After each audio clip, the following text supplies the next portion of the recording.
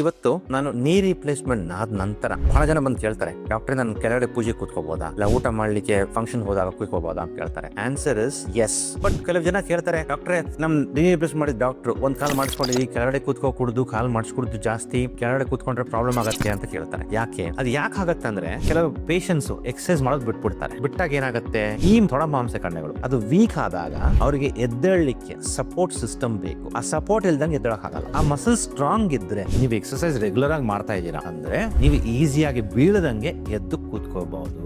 ಏನನ್ನ ಆಯ್ತಂದ್ರೆ ಪೆರಿಪ್ರಾಸ್ಥೆಟಿಕ್ ಫ್ರಾಕ್ಚರ್ ಅಂದ್ರೆ ನಿಮ್ ಇರೋ ಇಂಪ್ಲಾಂಟ್ ಜೊತೆಗೆ ಮೂಳೆ ಬ್ರೇಕ್ ಆಗತ್ತೆ. ಹಾಗಾಯ್ತಂದ್ರೆ ಆಪರೇಷನ್ ಮಾಡೋದು ಬಹಳ ದೊಡ್ಡ ವಿಷಯ ಆಗ್ಬಿಡುತ್ತೆ. ಆ ಒಂದೇ ಕಾರಣಕ್ಕೆ ನಿಮ್ ಡಾಕ್ಟರ್ಸ್ ಕೆಳಗಡೆ ಕೂತ್ಕೋಬೇಡಿ ಅಂತ ಹೇಳ್ತಾರೆ. ಈ ಇನ್ಫಾರ್ಮೇಶನ್ ರೆಗ್ಯುಲರ್ ಆಗಿ ಕೊಟ್ಟು ನಿಮಗೆ ಹೇಳ್ತಾ ಇದ್ರೆ ಮಸಲ್ ಸ್ಟ್ರೆಂಥನ್ ಮಾಡೋಂಗಿದ್ರೆ ಪೂಜೆಗೆ ಕೂತ್ಕೋಬಹುದು, ಊಟಕ್ಕೂ ಕೂತ್ಕೋಬಹುದು. ನೀ ರಿಪ್ಲೇಸ್ಮೆಂಟ್ ಮಾಡಿದ ನಂತರ ಕೆಲವು ಜನ ಬೆಟ್ಟಗಳು ಹತ್ತಾರೆ. Impact sports, tennis, running, jogging ಎಲ್ಲ ಮಾಡ್ತಾರೆ. ಈ ಕನ್ಫ್ಯೂಷನ್ ಬಹಳ ಜನಗಳಿಗಿದೆ. ಇದು ಆದಷ್ಟು ನಿಮ್ಮ ಸ್ನೇಹಿತರು, ಹಿರಿಯರಿಗೆ ಯಾರಿಗೆ ನೀ ರಿಪ್ಲೇಸ್ಮೆಂಟ್ ಆಗಿದೆಯೋ ಆಗಬೇಕಾಗಿದೆಯೋ ಅವರಿಗೆ ಶೇರ್ ಮಾಡಿ.